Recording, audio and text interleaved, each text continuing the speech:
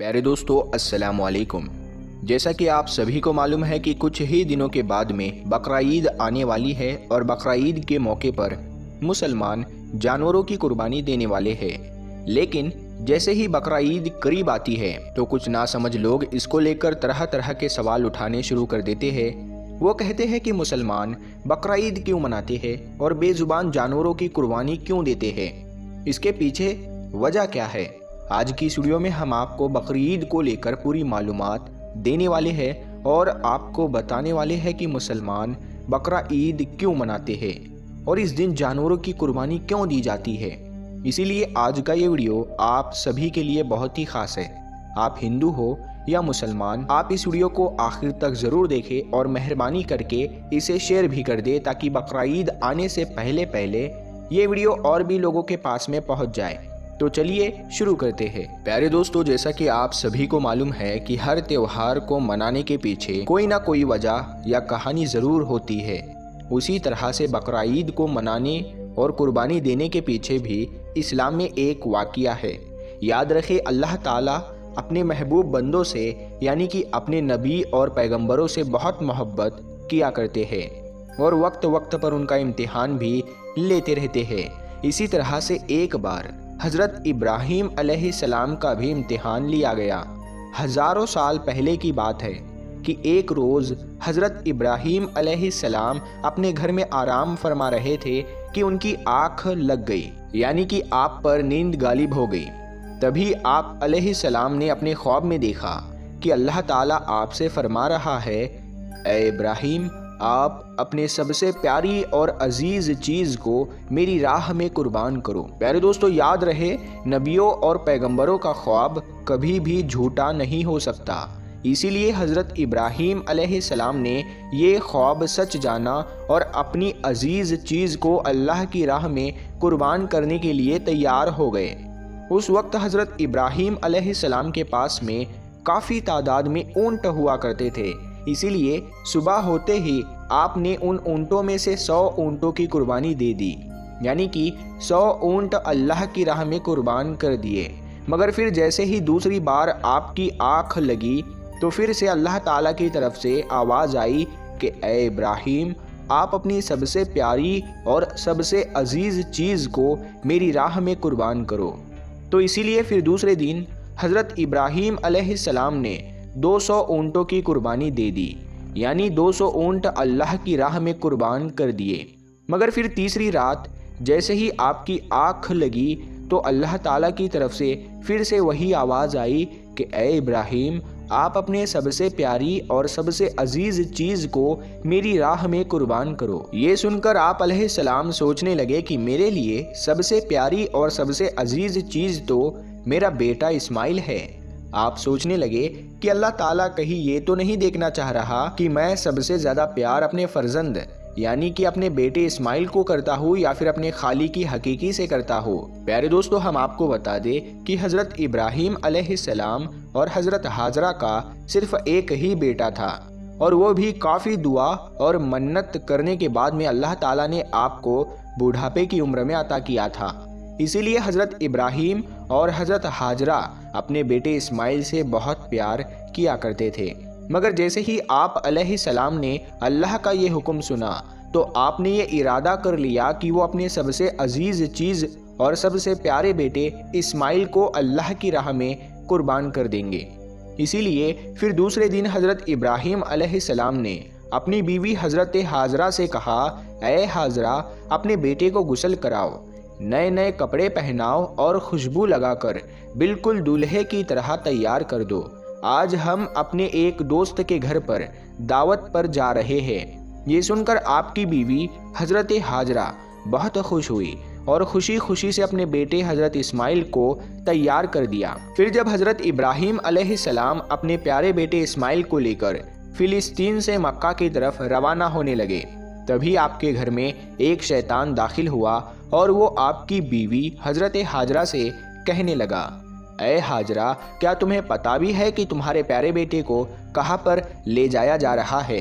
तुम्हारे बेटे को तुम्हारा शोहर किसी दोस्त के घर दावत पर नहीं ले जा रहा है, बल्कि तुम्हारे प्यारे बेटे इस्माइल को कुर्बानी करने के लिए ले जाया जा रहा है, यानी कि मारने के लिए ले जाया जा रहा है।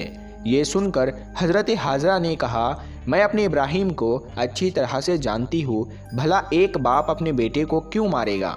तो ये सुनकर शैतान ने कहा कि तुम्हारे शोहर इब्राहिम ने एक ख्वाब देखा है जिसमें अल्लाह ने तुम्हारे प्यारे बेटे इस्माइल की कुर्बानी मांगी है, इसीलिए इब्राहिम इसको कुर्बानी करने के लिए ले जा रहे हैं। तो ये सुनकर आपकी बीवी हज़रत हाजरा फ़क्र से कहने लगी, ऐ शैतान, तुम पर लानत हो, अगर मेरा बेटा अल्लाह की राह में कुर्बान होने के लिए जा रहा है तो मेरे लिए इससे बड़ी खुशी की बात और क्या होगी। ये तो मेरा एक बेटा है, अगर मेरे पास हज़ारों इस्माइल भी होते तो मैं खुशी खुशी उनको अल्लाह की राह में कुर्बान होने के लिए भेज देती। ये सुनकर फिर शैतान हज़रत इस्माइल के पास गया और कहने लगा, ऐ इस्माइल, क्या तुम्हें पता भी है तुम्हारे बाबा तुम्हें कहाँ लेकर जा रहे हैं? वो तुम्हें किसी दावत में नहीं बल्कि तुम्हें मारने के लिए ले जा रहे हैं। वो तुम्हें अल्लाह की राह में कुर्बान करने के लिए ले जा रहे हैं। तो ये सुनकर हज़रत इस्माइल अलैहिस्सलाम ने फरमाया कि अगर मैं अल्लाह की राह में कुर्बान हो जाऊँ तो मेरे से बड़ा खुशनसीब फिर कौन होगा।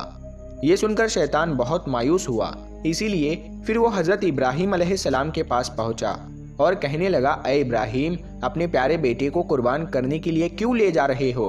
तुम्हें पता भी है कि तुम्हारी यह कुर्बानी अल्लाह की बारगाह में कबूल होगी भी या नहीं? और दूसरी बात, जब तुम अपने इस बेटे को कुर्बान कर दोगे तो फिर बुढ़ापे में तुम्हारी खिदमत कौन करेगा?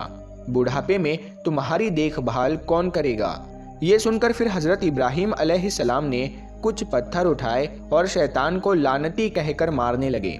ये देखकर शैतान वहां से भागने लगा। दोस्तों, कहा जाता है कि तभी से मक्का में हज के दौरान शैतान को पत्थर मारा जाना शुरू हुआ।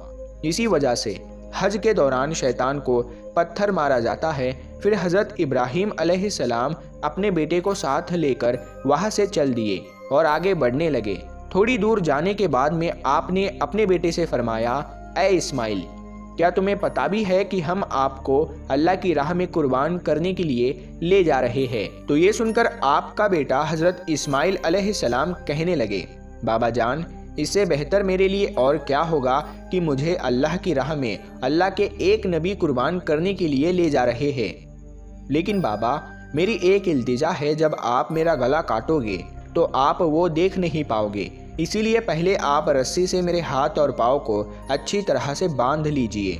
और मैं चाहता हूँ कि आप भी अपनी आंखों पर एक पट्टी बांध ले ताकि आपको मेरे गले पर छुरी चलाते वक्त तरस ना आ जाए। बस फिर क्या था, हज़रत इब्राहीम अलैहिस्सलाम ने अपने प्यारे बेटे इस्माइल के हाथ और पाँव बांधे और अपनी आंखों पर भी पट्टी बांध ली और फिर अपने हाथों में एक छुरी लेकर आसमान की तरफ देखा और कहने लगे, ऐ अल्लाह, अगर आप मुझे 1000 इस्माइल भी देते तो मैं खुशी खुशी के साथ में उन सब को आपकी राह में कुर्बान कर देता।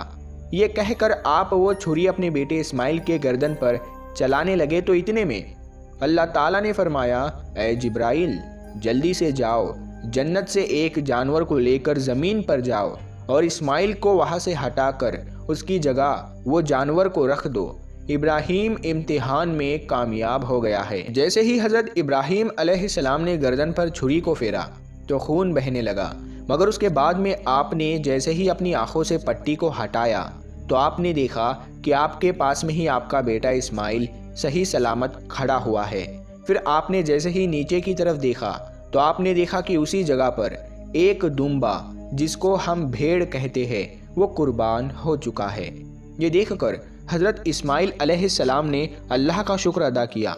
इतने में गैब से आवाज़ आई, ऐ इब्राहीम, तुम्हारा ये इम्तिहान क़यामत तक याद रखा जाएगा और तुम्हारी सुन्नत को ईमान वाले लोग हर साल याद रखेंगे और हर साल अल्लाह की राह में कुर्बानी पेश करेंगे। प्यारे दोस्तों, तभी से बकरा ईद के मौके पर कुर्बानी का ये सिलसिला शुरू हो गया और ईद के 2 महीने 10 दिन के बाद में बकरा ईद मनाया जाने लगा, जो हमारे देश भारत, पाकिस्तान और बांग्लादेश जैसे देशों में भी 3 दिन तक ये त्यौहार मनाया जाता है, जबकि गल्फ़ देशों में 7 दिनों तक ये त्यौहार मनाया जाता है, जिसमें दुम्बा, बकरा और हलाल जानवरों की कुर्बानी दी जाती है।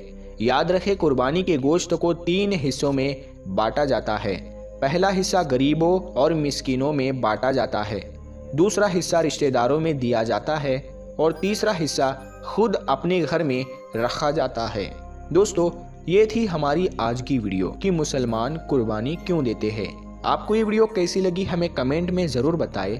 हमारे चैनल को लाइक करें, इस वीडियो को ज़्यादा से ज़्यादा शेयर करें और अभी तक आपने हमारे चैनल को सब्सक्राइब नहीं किया है तो सब्सक्राइब करके साथ में लगे बेल आइकन को ज़रूर दबा दें। हम मिलते हैं फिर एक नई वीडियो के साथ में, तब तक के लिए अस्सलाम वालेकुम, अल्लाह हाफ़िज़।